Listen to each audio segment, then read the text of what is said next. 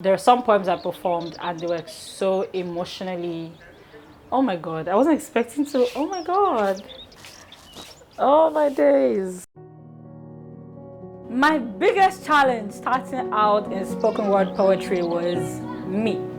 I did not think that it was something people in Nigeria would be interested in listening to. I went on and I did it anyway. I have like a lot of doubts when I'm writing, before I go up to perform. No matter how much I second guess myself, it's in my blood, it's in my heart. I love it. The fact that I love it and I want to do it just means that I can't run away from it.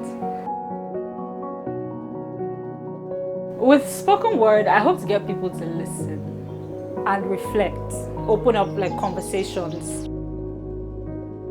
I feel a bubbling, both while I'm performing and like afterwards. People come up to me afterwards and be like, that was amazing. I feel like, yeah, okay, so this is why. My name is Chime, also known as Joy to the Words. I'm a spoken word artist, and this is why I do it.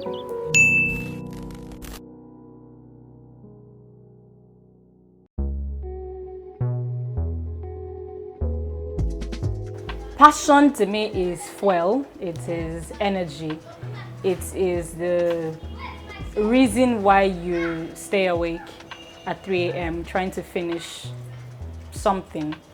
It's not like sleep is not important, but this thing you have to do is at the moment more important than sleep. And you would not stay awake, you would not forgo your sleep if you did not have the passion for it.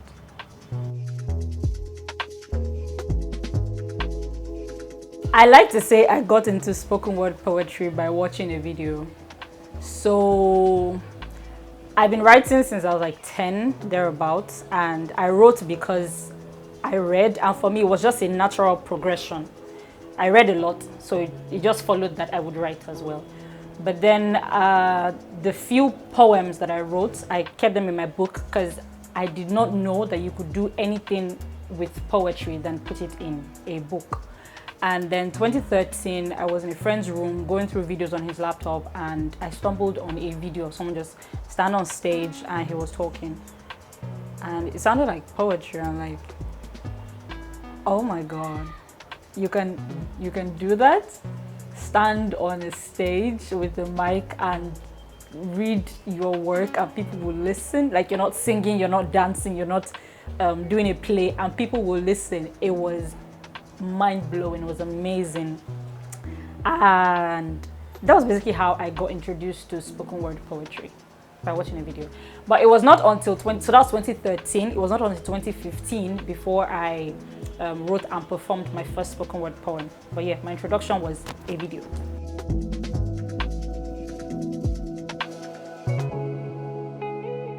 My biggest challenge starting out in spoken word poetry was me. I did not think that people, especially in Nigeria, because the first spoken word poem I listened to, he was not a Nigerian. So I did not think that it was something people in Nigeria would be interested in listening to. So that was, for me, that was like the biggest challenge I faced.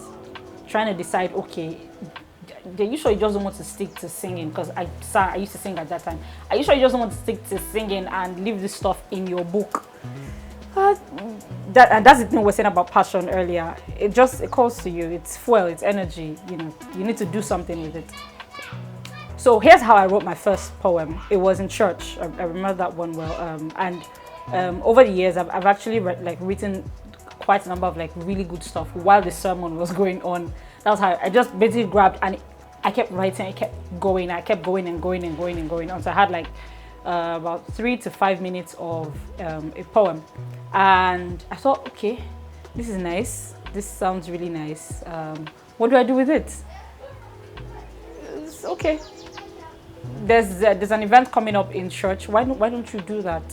I mean, there's always people that are going to be singing. There's people that were doing a play. Somebody was dancing and so on and so forth.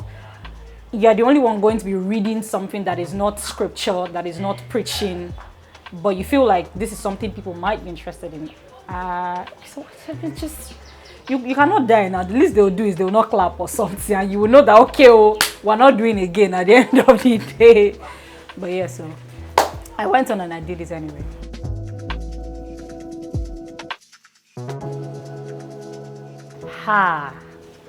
That's how did I know poetry was a passion?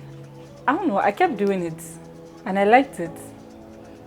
And there were people who liked it as well. There were also other people who were doing it.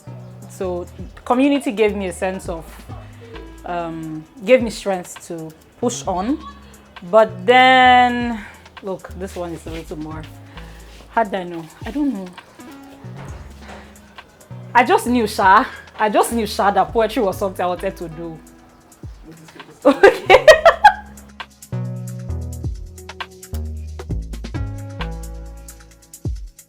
I don't think I had to give up anything for spoken word poetry. No, I don't think so. I think pretty much everything else in my life just, would I say, made way for it, or arranged themselves nicely around it, or found a way to be in sync with it without one thing having to make way or be put on hold for another. There was no such thing. And maybe part of it was the fact that I don't really have much going on in my life outside the arts. It was not even a matter of, okay, if you want to do this one serious, you have to. No, there's no such thing.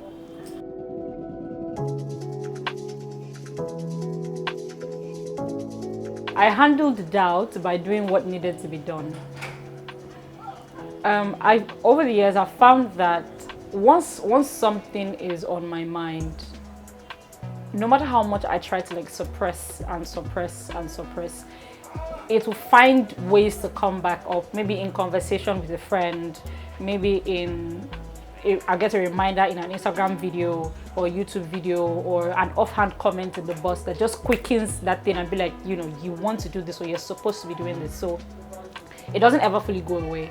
So no matter how much I second guess myself, no matter how much I second guess, writing and performing spoken word poetry, the fact that it's somewhere, it's in my blood, it's in my heart. I love it. The fact that I love it and I want to do it just means that I can't run away from it.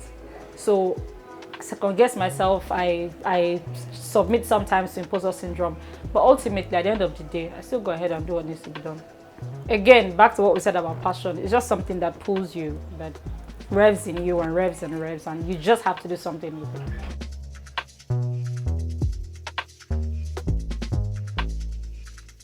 With spoken word, I hope to get people to listen and reflect.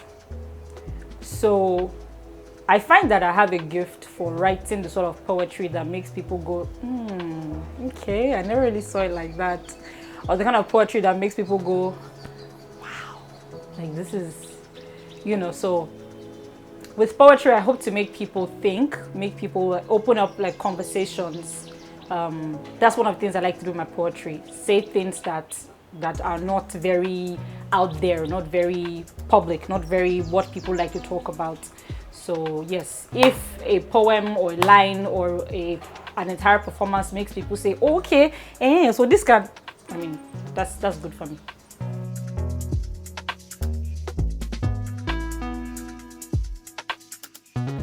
I feel joy, right?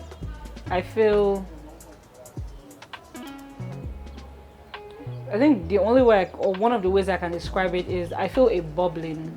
So it's just, these hot springs, the way they just go like that, both while I'm performing and afterwards. I also feel tired sometimes. There are some poems I performed and they were so emotionally, oh my God, I wasn't expecting to, oh my God. Okay. I was not expecting to do that. I don't know where this came from. So there are poems I've done that have been emotionally exhausting. Afterwards, I felt drained. I just wanted to find somewhere quiet to just hide, There are times I walked off the stage and I was vibrating. Like the poems like took that much to perform, and but then people come up to me afterwards and be like, "That was amazing," or "That was powerful," or "Thank you," or so on and so forth, and I feel like, yeah, okay, so this is why. Basically.